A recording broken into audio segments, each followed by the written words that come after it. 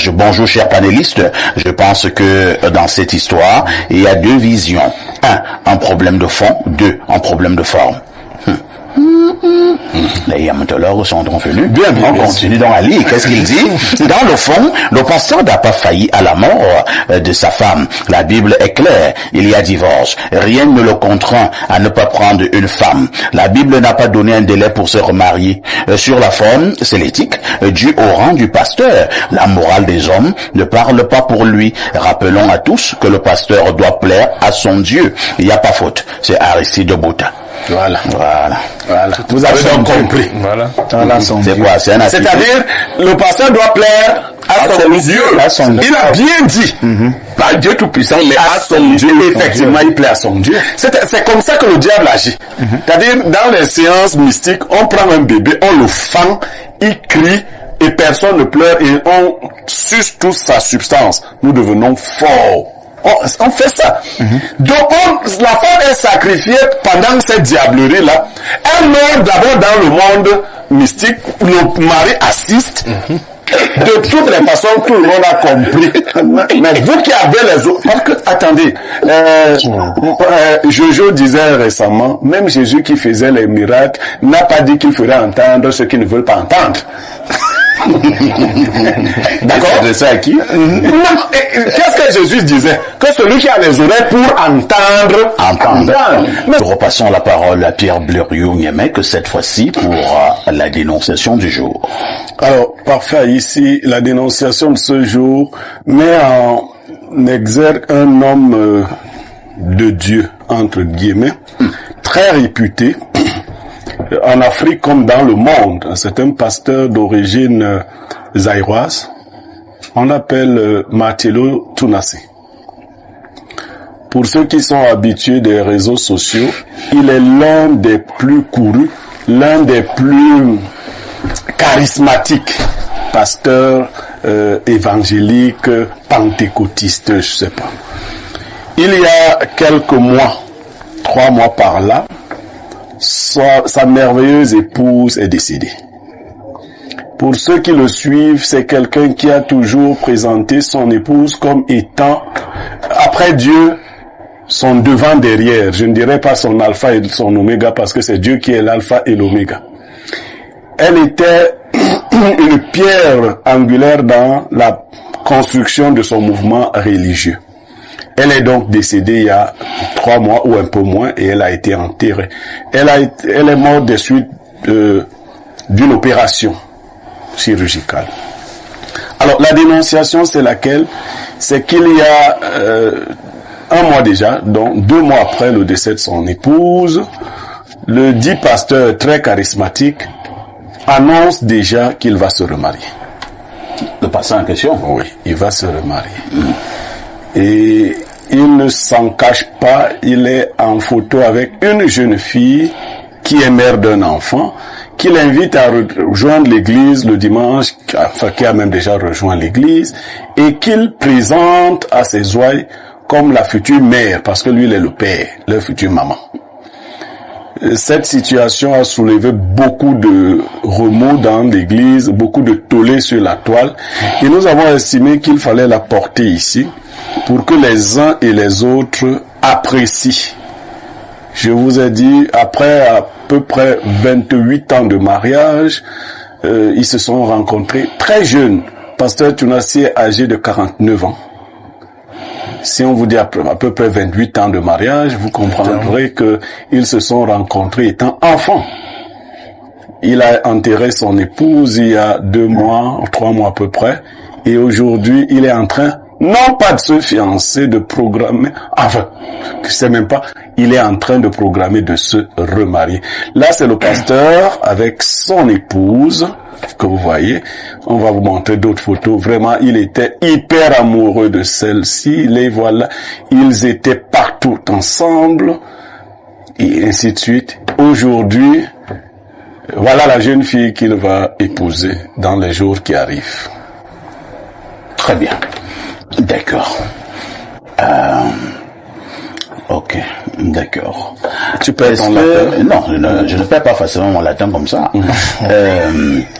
bon, je sais pas s'il a dit quelque chose concernant la question que je vais poser. Il a connu la nouvelle là quand il était déjà avec son épouse. Bon, même si c'est le cas. Tout ça, c'est l'analyse qu'il va nous dire. D'accord, ok.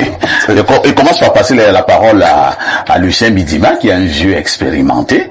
Et la problématique de ce matin, je pense que Blériot a été très clair. C'est un monsieur qui faisait comprendre à la face du monde qu'après Dieu, c'était son épouse.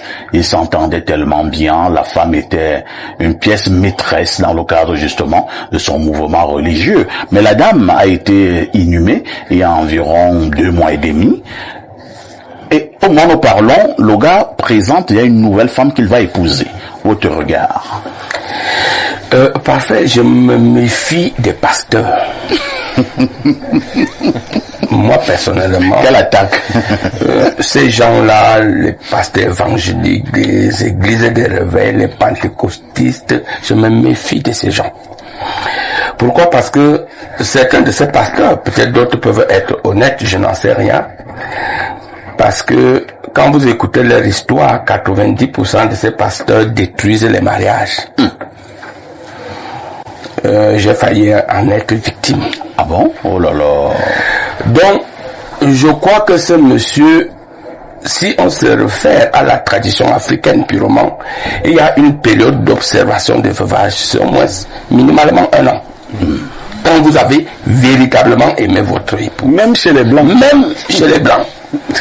Mais voyez, un monsieur, d'ailleurs, pour ceux qui l'adorent, moi je ne crois pas, ça démontre aujourd'hui à souhait que c'est un mercantiliste, c'est un monsieur qui nous enfume pour avoir de l'argent et pour avoir toutes nos femmes. Parce que cette femme, cette jeune fille, ce monsieur la connaît depuis. Elle n'est même pas la seule. Elle a peut-être la chance aujourd'hui. Mais forcément, les pasteurs étaient fidèles. Ces pasteurs sont incroyables. Ils viennent de démontrer à la face du monde ce que nous pensons d'eux. Et je dis seulement à cette fille qu'elle voit dans quelles conditions la première est partie. Qu'elle y pense pas que son chemin ne risque pas être le même et que le pasteur va prendre l'autre pas après 2 mois, après 1 semaine. Donc j'ai dit c'est quelque chose qu'il ne faut pas encourager. Quand on est un leader d'opinion, on a réussi, Dieu vous a donné quelque chose, que vous y croyez ou pas, il faut tout au moins respecter votre parole. Ce monsieur nous avait présenté sa femme comme étant une déesse, à la limite même Dieu vivant. Mais maintenant, quel est l'exemple que ce monsieur vient en présenter immédiatement après la mort de sa femme? Il faut quand même respecter les femmes. Moi, je suis de ceux qui croient que la femme est notre pilier. Qu'elle soit votre ami, votre petite amie, mais à un moment donné, il y a des principes à respecter. Moi, aujourd'hui, s'il arrive que je prenne une autre femme, parce que ça risquerait aussi un jour être le cas, mais je veux dire qu'il faut respecter son épouse. Alors, mais aujourd'hui, tout porte à croire de tout ce qui s'est dit. On a parlé dans certains cas de magie, dans certains cas des choses totalement incroyables, dans certains cas des choses insoupçonnées. Ce monsieur aurait pu démontrer à la face du monde l'amour qu'il a eu vis-à-vis de sa femme. Aujourd'hui, on se rend compte qu'il a fait semblant de pleurer. Peut-être même l'enfant de cette petite fille-là est son enfant. Ça veut dire qu'il vivait déjà carrément avec cette jeune dame. Il fallait pousser l'autre pour qu'il l'autre prenne la place. Alors j'ai dit que ce n'est pas bien. Mon analyse, il faut chuter, c'est que je suis stupéfait, je suis vraiment désolé. Moi-même, à un moment donné, ce monsieur a failli m'attirer par son charisme, par le sens qu'il donnait. Il a souvent de très bons conseils. Oui, et des conseils. À un moment donné, je les suivais. Moi, je l'ai suivi de temps en temps. Il y a, à un moment donné, quand on s'appelle parfait à ici, on ne peut plus faire n'importe quoi parce que on n'est plus un être humain normal, indépendamment de vous. Parce que ce que vous dites impacte des milliers, des voix de millions de Camerounais. Par exemple, si on se limite qu'ici. Alors, mais lui, il impactait même déjà l'Afrique et le monde. Tout à fait. Donc, son attitude il devrait savoir que on va immédiatement analyser ses faits et gestes après la mort de sa femme parce qu'il a été accusé par d'autres d'avoir tué sa femme. Tout à fait. Alors, mais aujourd'hui, je crois qu'il nous démontre à souhait et à satisfait que, effectivement, il n'est pas un homme d'honneur. Il n'est pas un homme d'honneur, selon Lucien Bidima. Pierre Blériot-Niémec, c'est une affaire qui fait grand bruit au niveau de la toile entre les moralistes et les moralisateurs, les tenants du pouvoir traditionnel. Et maintenant, je ne sais pas, j'ai failli les dévergonder. Bon, vous-même, vous allez voir ce que vous allez choisir là-bas. Ce pasteur, est-ce qu'il mérite encore du crédit? Ben, qui lui donne du crédit, c'est ceux qui croient en lui. Parfois, ici, j'ai fait une liste des 10 pasteurs les plus influents en Afrique et dans le monde. 7 d'entre eux ont enterré au moins une fois déjà leur épouse. Quel est le rapprochement que tu peux faire? Non, je te crois béni. Ce n'est qu'une analyse. Je vais arriver là où tu me dis. Et bien le voir, les 7, 3 ont enterré déjà 2 épouses. Moi, je vous parle du temps, hein, pour enquêter. Oui. Et bon, maintenant, je vais le dire, hein. J'aime bien notre naïveté. Quand vous êtes dans un ordre radical, si vous tuez votre enfant ou votre épouse, il vous est interdit de pleurer. Vous devez arriver au deuil de votre enfant, à la levée de corps. Les membres de l'ordre sont là et ils veillent à ce qu'aucune larme ne coule de vos yeux. Et vous avez pour charge de calmer les autres. C'est comme ça que vous vous rechargez. Donc vous, le père qui a tué l'enfant, vous calmez les Bidima et autres que non. Ça va aller. Vous n'avez jamais vu un type calmer les gens? C'est-à-dire que quelqu'un, sa femme est morte, mais tu viens pleurer, c'est lui qui te calme. Ça va aller. Calme-toi. Voilà, vous comprenez? Et donc, et comme on est donc dans la magie pure, vous allez voir que la force de Tunasi va doubler. Le pouvoir de Tunasi va doubler. J'ai un voisin, un pasteur aussi. Lui, il a enterré déjà 2. Je crois qu'il va enterrer bientôt la 3e. C'est le calendrier. Non. Et puis, quoi de plus facile? Parce que les femmes sont les plus faciles à croire à ces choses-là. On ne va pas dire que dès que votre femme meurt, c'est que vous l'avez tuée. Mais je vous dis, selon la nature, dans 90% des cas, c'est l'homme qui meurt avant la femme. Oui. Mais pourquoi vous ne comprenez pas que dans le cas de ces pasteurs, leurs femmes sont souvent plus jeunes et autres, mais c'est elles qui meurent. Ils en enterrent 1, 2, 3, et vous restez là. Bon, en tout cas, vous êtes déjà dans l'égrégore. Ce n'est pas parce qu'une bouche dit de très belles choses. Il y a beaucoup de sépulcres blanchis. À l'intérieur, c'est plein d'ossements humains. Tout à fait. Si vous pouviez surprendre vos pasteurs dans les ordres auxquels ils appartiennent réellement. Réellement. C'est-à-dire, Satan a divisé son royaume. Les suppôts de Satan, il les a envoyés créer les églises. Voilà la vérité. Il a dit, toi, parce que les gens ont peur d'aller officiellement chez les marabouts, chez les magiciens. Satan a donc, parce que Satan est très intelligent, il a divisé son monde. Il a dit, vous serez apparemment les mauvais, vous qui êtes autres, et les bons, je les envoie captiver les âmes. La plupart de ces gens, et vous les reconnaîtrez parce que la Bible le dit, et vous ne faites pas attention.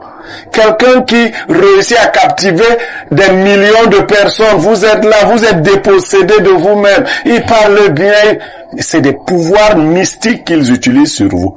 Et après un certain temps, ils ont tous des parrains, sinon des gourous qui sont au-dessus d'eux. Après un certain temps, il faut recharger le gourou pour qu'il vous donne une nouvelle puissance. Donc, Tunasi n'est pas maître de lui, il y a quelqu'un au-dessus de lui qui est encore plus puissant, qui n'est même plus au niveau de venir prêcher. Alors, la femme, elle est morte. Il a fait un merveilleux deuil. Aujourd'hui, l'église de Dieu, vous n'avez même pas vu, l'église de Dieu se manifeste par l'argent.